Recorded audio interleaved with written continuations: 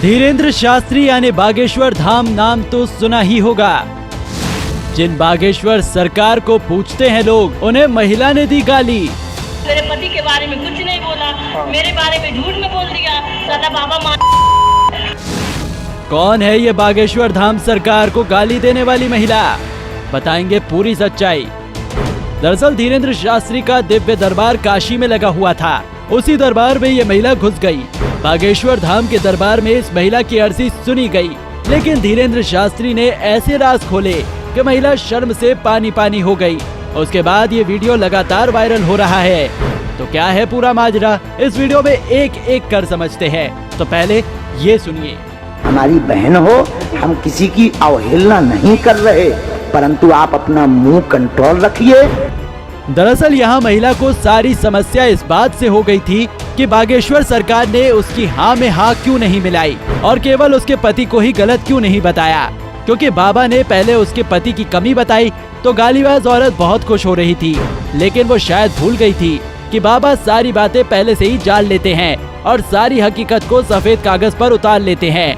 लेकिन जब बाबा ने महिला की पोल खोलना शुरू किया तो ये बदतमीज महिला उस समय एकदम चुप होकर कोशिश करती रही कि बाबा सबके सामने इसके कारनामों का खुलासा न करे। और बाबा ने भी महिला का सम्मान करते हुए ज्यादा कुछ न बोलकर समझाते हुए सिर्फ इतना कहा कि बहन सुधर जाओ, गलती मत करो। बाबा जी, हमारे शादी का 4 साल हुआ। हमारे पति जो है और लड़कियों से संबंध रखते हैं, चोरी डकैती छिनैती सब करते हैं और हमारे तलाक की अर्जी डाल दी। मेरे माँ बाप बहुत पैसा लेकर मेरी शादी की है, लेकिन कोई सुख नहीं। नजदीक आओ आप। और कुछ पूछेंगी? तो मेरी नौकरी लग। हाँ, नहीं, लव विवाह ही किया और कागजी ही करवाया। हाँ, कागजी मतलब कागज, सर्टिफिकेट। हाँ, तो फिर झूठ क्यों बोल रही? फिर हम और आगे बढ़ेंगे, फिर बुरा लग जाएगा। तुम भी कम नहीं हो। तुम्हारा पति भी 3 औरतों के चक्कर में है, एक के चक्कर में तुम पकड़ चुकी हो। उसी बात सही है जी बाबा। हाँ, अब तुम भी सुधरो, तुम्हारा खसम भी सुधर जाएगा।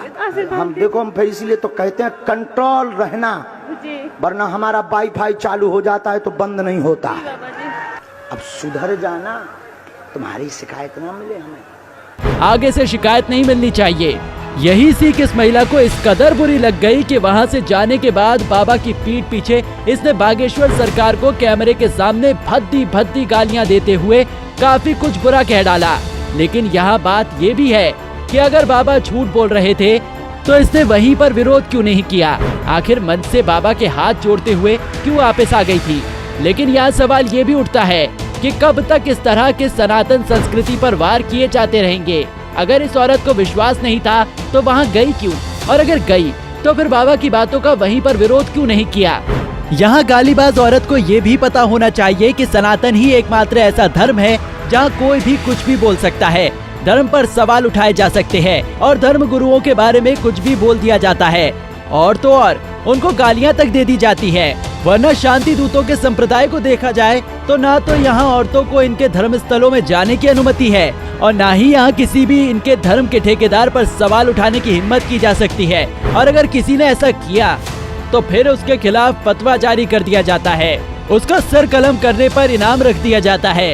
ये इनाम देने का ऐलान भी वो लोग करते हैं जिनकी औकात खुद के परिवार को 2 वक्त की इज्जत की रोटी खिलाने की भी नहीं होती है।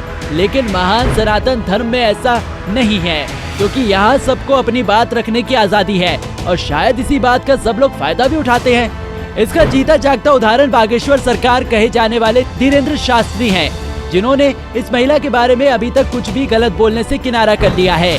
यही मानता है हमारे महान सनातन धर्म की।